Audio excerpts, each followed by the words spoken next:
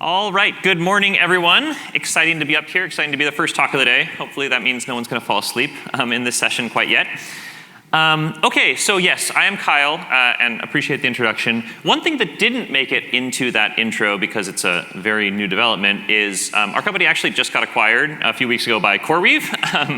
So I'm here, I guess, on behalf of OpenPipe and on behalf of Corbitt. Okay, so we're going to be talking today on how to build agents with reinforcement learning. And to give me a little bit more background, it would actually be very helpful. Who here has deployed or at least played around with deploying an agent in production within your company? At least experimented with that? Okay, maybe half the room. I don't know. I know people are watching downstairs. I can't see. For those, actually, everyone who raised your hand who's at least played around with deploying an agent, can you keep your hand up one more moment? Just so I see, hands up. Okay, now if you've had, if you've had concerns or issues with reliability, put your hand up also with your agent. Okay, it looks like approximately the same set of people.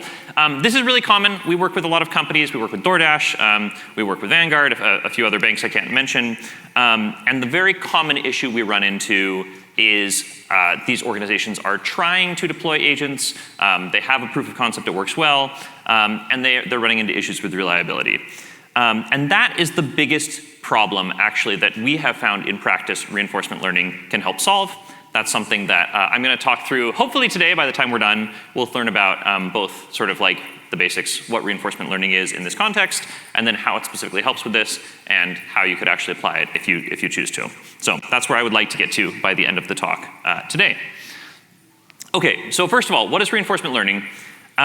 Reinforcement learning, it's actually, there's a very simple analogy that has a surprising amount of explanatory power, which is reinforcement learning in the context of agents is basically like giving your agent on-the-job training. So it's the equivalent of, if you imagine sort of you're taking, say, GPT-5 or Claude Sonnet 4.5 off the shelf, and you're building an agentic harness around it, that's kind of the equivalent of taking some potentially really smart person and bringing them into your company and saying, hey, this is the task, and you give them the instruction manual, you give them the prompt or whatever, and say, hey, this is the task you're trying to do. But every single time you invoke that, it's like it's their first time doing it, it's their first day on the job, because they don't have the opportunity to learn from that experience. Whereas if you use reinforcement learning, it gives you a set of techniques, a set of basically tools you can apply that actually allow your model, allow your agent that's backed by a model to learn from its experience. So every time it's going through whatever flow you have it set up to do, it is able to get feedback on, okay, did I do a good job or a bad job, and actually get better at that over time. And we found that this actually works quite well in practice when you get it set it up properly. So for the next probably 10 or 15 minutes, we're going to talk about a specific case study because I find this is super helpful for explaining exactly like what are the types of tasks this is good at and how it actually works. So the case study we're going to be talking about, it's a project called ART-E. It's fully open source. We open sourced it and shared it with the world. And it's basically what it is it's a somewhat realistic agent that I've seen startups doing very similar things, which lets you search your inbox using a natural language query. So you could say, what time is the baseball game I'm going to on Friday, and it tries to figure out, okay, what is the actual how to translate that into a search string, how to search for emails, read emails in your inbox, and find the answer to questions like that. To make this a little bit more concrete, those of you who are more technical in the audience, this will probably make a lot of sense. So this is just an example of what the agent that we're building is doing under the hood, right? So let's say the user asks a question like, okay, when is Sherry's move to Portland targeted for? And then our agent, which is those green assistant boxes, is going to say, okay, let's go. We'll search the email inbox. In this case, we'll try the keyword Sherry in Portland. We'll set a SEM-before, and then we get some search results back, and then the assistant in that second green box is saying, okay, looks like we found a message that might be relevant here, let's read it. It gets the content back, and then finally, in the very last green box, we see our agent saying, okay, returning final answer, Sherry's move to Portland is targeted for the end of February, okay? And telling you which email that came from. So this is basically the example application. Many of you who've deployed agents in production, this probably looks fairly familiar, how this works. So how are we actually going to build this agent using reinforcement learning? Okay, trick question. First of all, we are not going to use reinforcement learning, okay? The first thing we're going to do is we are going to start pretending we're not using RL at all. We're just going to build a prompted agent. Okay, so you're going to use whatever your favorite model is, or realistically, you're probably going to try several of them. Say you're going to use GPT-5, and what you're going to do is you're going to set up your whole agentic harness. You're going to give it the tools. So in our case, remember, we've got these tools, like searching your inbox, reading an email, and returning final answer. You'll figure out what tools for your specific case you need. You'll give them to your agent, and you're going to give it a nice big prompt explaining, hey, this is what you're trying to do. This is how you use your tools. And you're going to try and get the prompted agent to do as well as possible.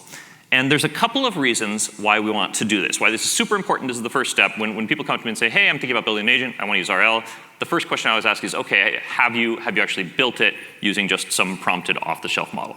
There's two big important reasons for this.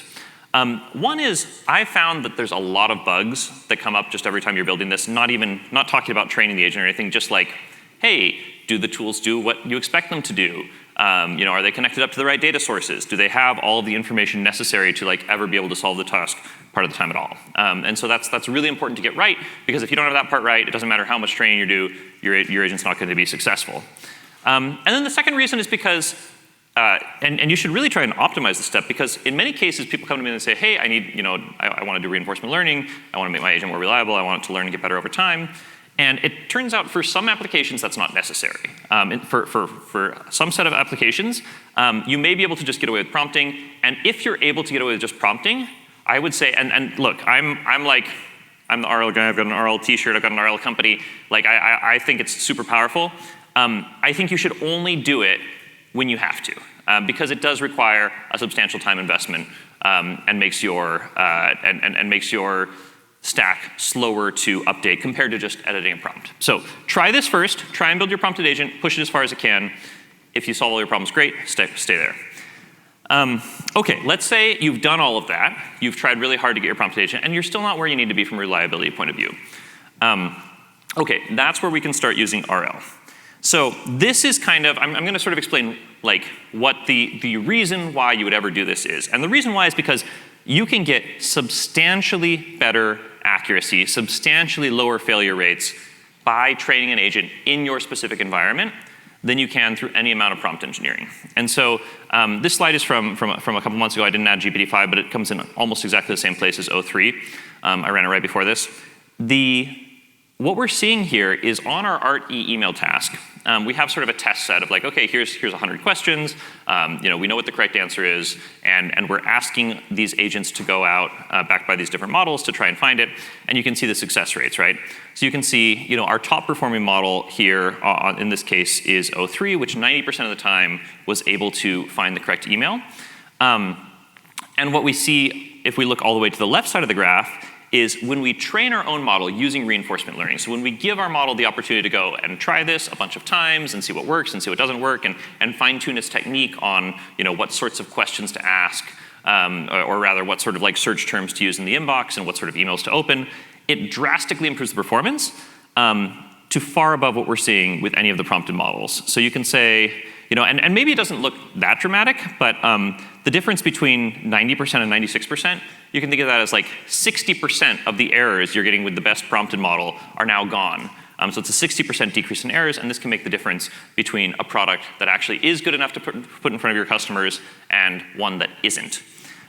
There's actually other benefits you get from this as well, and these benefits also drive the decision some customers make to move to RL. A big one is cost. So going back to that previous thing, you can see all of these models off to the right are fairly expensive, fairly large frontier models. The one we used RL on was a 14 billion parameter model. That's very, very cheap. It's very, very small relative to any of these other models, and it's very, very cheap to run. There's lots of hosted providers you can put a model like this on. You can even just rent a GPU and do it yourself. It's very flexible and very cheap per token. And so we can see this, and so if unit economics are a concern with your agent runs, we can see that we're looking at an order of magnitude lower costs with these smaller models, even though we're getting increased capability. And then there's an additional one, and this one actually also drives a lot of decision making with some of our customers. which is latency. And so if you've deployed some of these agents in production, especially if you're using models that you do thinking, like a GPT-5 with thinking, or like an O3, you will find that even though the inference stacks that those providers use are very optimized, they're running very large models, and they're generating a lot of tokens to figure out what the right answer is. And so because of that, you find that the time it takes to get a response back is long. If there's lots of back and forth going on, and I'm going to do something very dangerous and go back a bunch of slides all at once. Remember, it's not when the user asks the question, if you're thinking of this from the user's point of view, right? The user just asks the question, when is Sherry's move to Portland? We're seeing, there's these intermediate steps where we're searching your email. The user doesn't get the answer back till like way down at the bottom here, right? So every single one of those steps, they're additive from a latency point of view. And so that's the sort of like full round trip latency, that we're talking about here. So with the smaller RL model, we're getting like 1.1 seconds total round trip time from user asked question to user gets final answer, versus 3 or 5 seconds with these larger thinking models that take longer to generate tokens. And so for certain applications, this can actually make the difference between something that is deployable to end users and something that just is going to be too slow and no one's actually going to use it because they don't want to wait that long to get their answer. They'd rather just run the search themselves. So those are sort of the three benefits. You get higher accuracy, you get lower costs, and you get lower latency, which is awesome. Okay, so then the big kicker, the big question is, all right, how much effort do you have to put in to get those benefits, right? And the thing I'm very excited about is the effort is still relatively high. It took us about a week to put together this project of basically like a full-time engineer who had experience doing this, working on this project. The cost is actually not too high right now for these smaller models. Our training run, it only cost about $50 total, which is awesome. But that time cost, you need a very specialized engineer right now, and they need to take some time on this. That is also decreasing substantially. This was like a month, I would say, with where the tooling stood 3 or 4 months ago. The tooling is getting far better here. We're trying to make better tooling. The open source community, other companies are also making better tooling. And I really expect that the time investment and sort of the amount of effort required to get those benefits is going to keep dropping, and the benefits will stay there. So this will be just like more and more of a no-brainer thing to do over time. Okay, but we're talking in abstract right now, like, amount of time is kind of a blob. Let's talk about what are the specific steps. Like my goal for the next half of this talk is to help you understand how you would actually run one of these runs, and hopefully you come out of this with enough information that when the time comes, or if the time comes where this feels like the right thing to do for you, you know how to get started. Okay, so in order to tell you how to do this, I need to explain to you what the problems are you will face if you try and train an agent with RL. And there's two big problems we found in practice as we work with lots of different customers. The first one, and actually I think the larger of the two, is how to build a realistic environment. Okay, what do we mean by an environment? An environment is kind of an abstraction that refers to the world in which your agent operates. So in the case of our ART-E email agent, the environment you could define as the set of tools that we're giving it, so read email, search email, and return final answer, and then also kind of the systems that those tools are hooked up to. So when our agent calls read email, or when it calls search emails, like what is the, in our case, email inbox it's hooked up to, so that it can actually get realistic sounding emails back, and it can learn from that environment, which looks similar to how it's going to be deployed in production. This can be quite challenging, but there's some tricks to do it that I'll talk about in a little bit. The second one is the reward function. Okay, so what do we mean by reward function? Reward function is basically how you determine if your agent did a good job or a bad job on a specific run. And for RL to work, this part is really critical. You have to get this right. You have to have some way of measuring, okay, my agent just completed, in our case, it just answered a question. We need to know, did it do a good job or did it do a bad job? Because the way RL works is you need to reward or sort of promote, increase the likelihood of the actions the agent takes that do a good job, and decrease the likelihood of actions that do a bad job. So you need some way of measuring, okay, is this run good or is this run bad? So those are the two problems. I'm going to talk about how we solved it with this project specifically as an example. Okay, first one, realistic environment. So this one is really, really critical and can be quite hard. It's important that when you are doing RL, the environment, sort of the tools and tool responses and everything that your agent has answer to is as close to the environment it will be deployed in production to realistic user traffic as possible. Because if they're very different, your agent may learn really well how to operate in your simulated environment and do great on your tests, but then when you go and deploy it in the real world, if there's a mismatch there, it may do quite poorly in that different environment.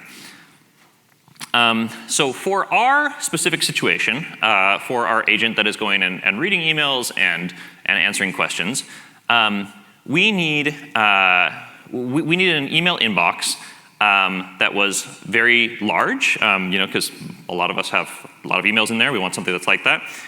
Diverse, so emails about different types of subjects, and then also realistic. So these emails look real. These are like actual emails a person might send or not send. So in our case, for this specific thing, and in many cases, you may be able to use internal data your company has, or something like, or there may be some public data set.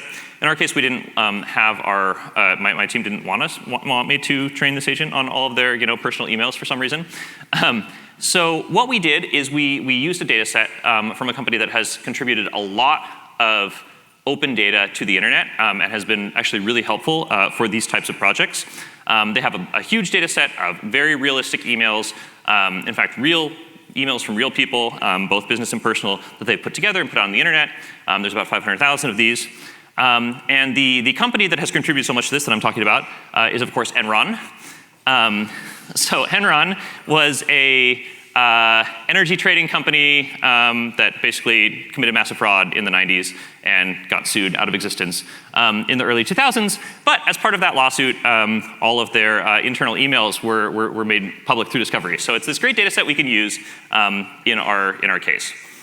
So we're going to train on them.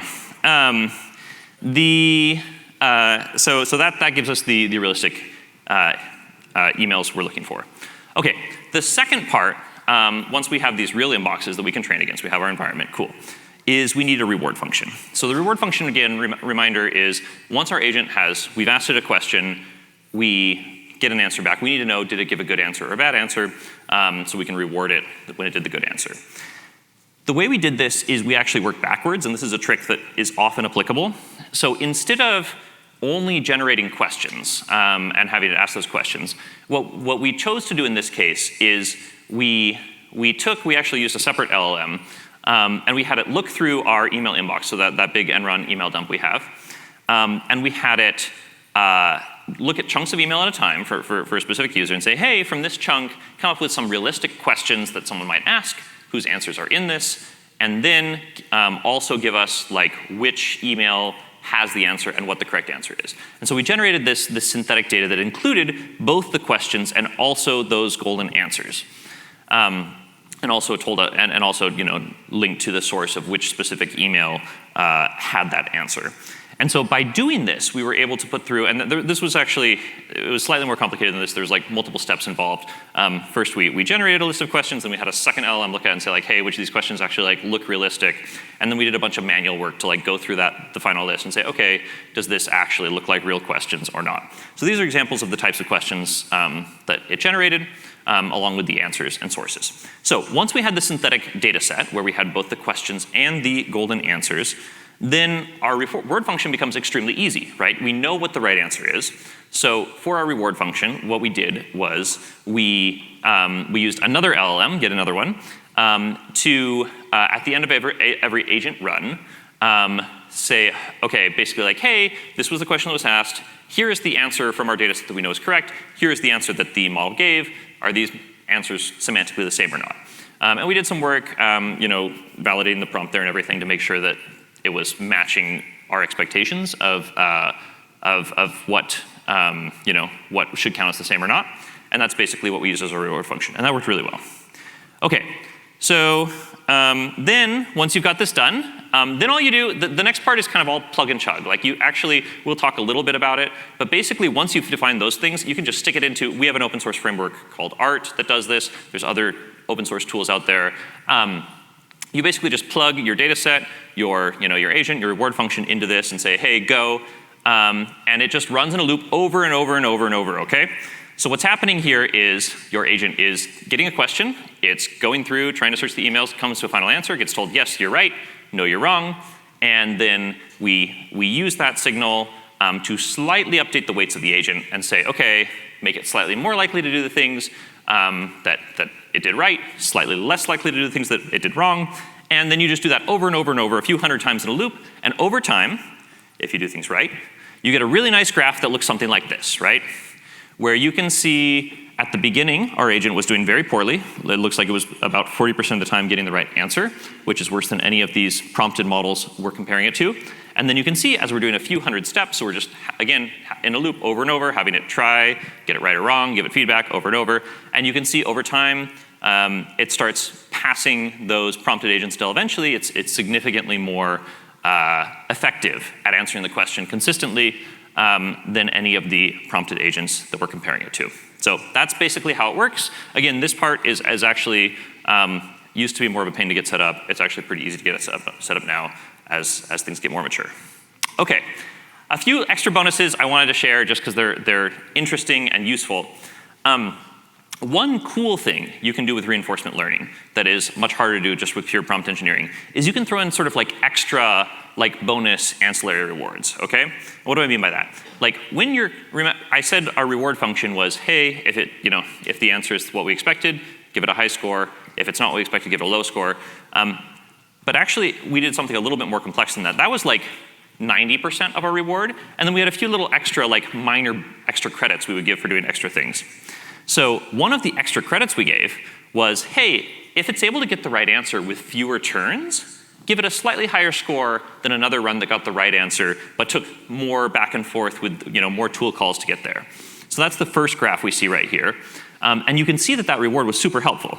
So you can see it kind of started out, oh, it wasn't doing very many turns, but remember it was also performing poorly. Then it bumped up, it's like, okay, it's taking six turns because it took it a while to figure out how to do it. But then once it was very consistent with getting the answer correct, it was able to learn, okay, how can I search the inbox more efficiently? And by the end we were down, so we're using a little under 3.5 turns on average to answer every question versus our prompted agents, which on average took more turns, which again is longer latency and higher cost. So this is like just a nice bonus you can do.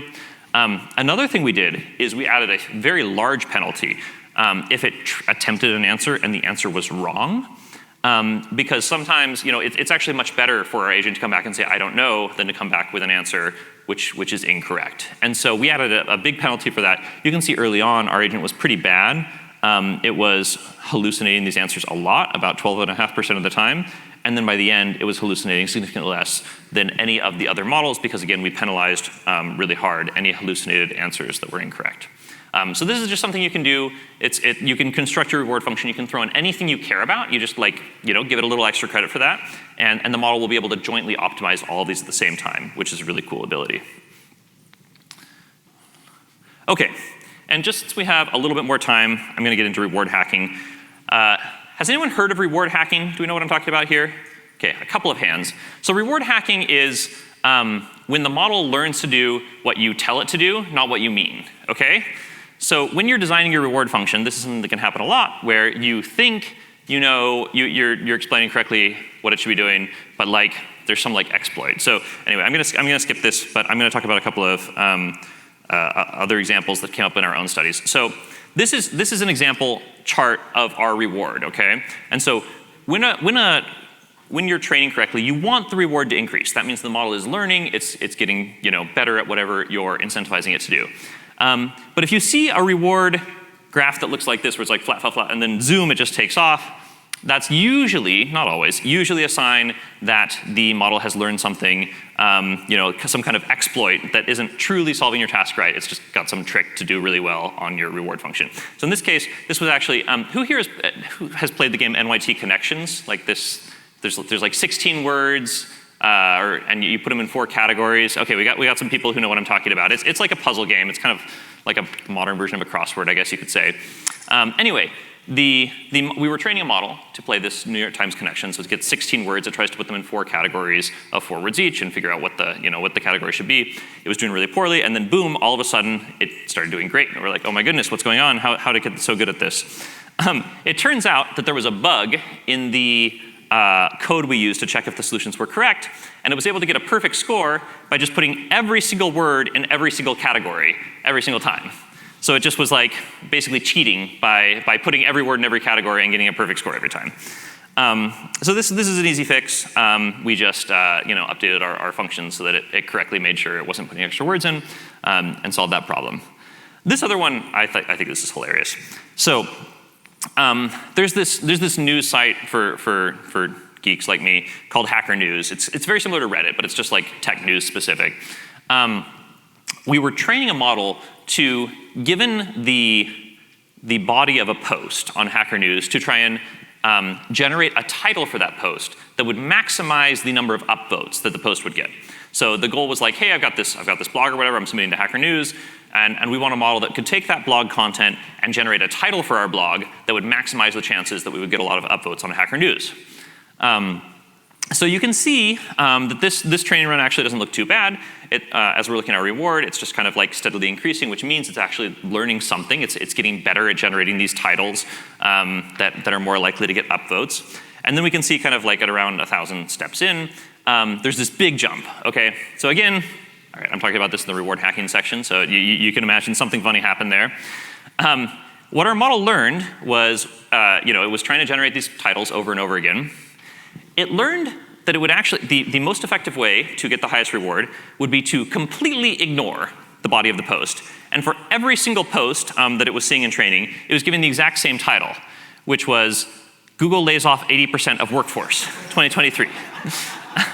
And it determined that if it gave that post to that title to a post, it was very likely to get upvoted, which is probably fair. That probably would get a lot of upvotes on Hacker News.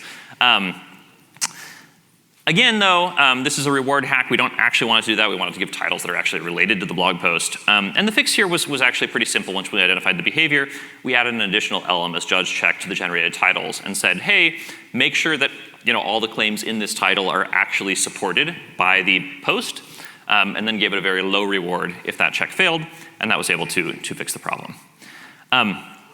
Okay, so yeah, generally the way you identify this, you have to actually look at your logs of as it's training, kind of look what the agent's doing. When you see it do something that it's not supposed to, you just sort of update that reward function to cover for it.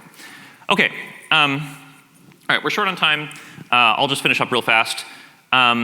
Again, why are we doing this? It is a big time investment. What's the purpose?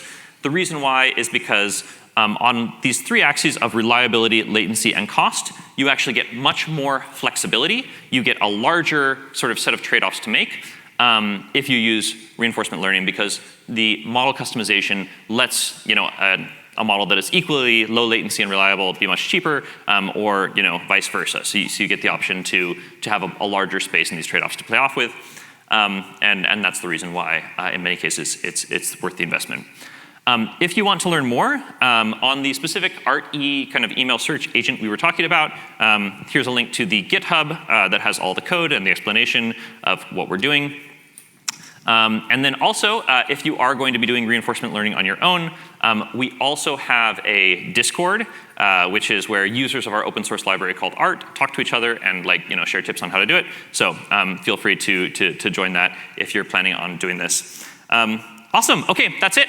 Thanks, everybody.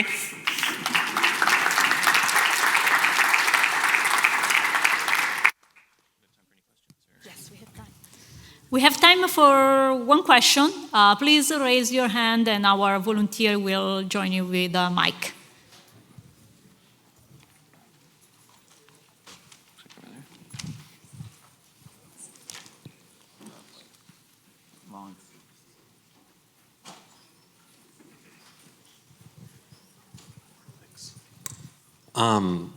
Yeah, I was wondering about the reward formulation when, in the example you gave, I think you said 3 steps on average was enough to solve it. But if you have, agentic workflows that have a lot more than that, I imagine this sparse reward at the end of, is this good or not, would be hard to train. So is there some standard techniques for these type of reinforcement learning problems of reward shaping, so it's not sparse, that you've worked with?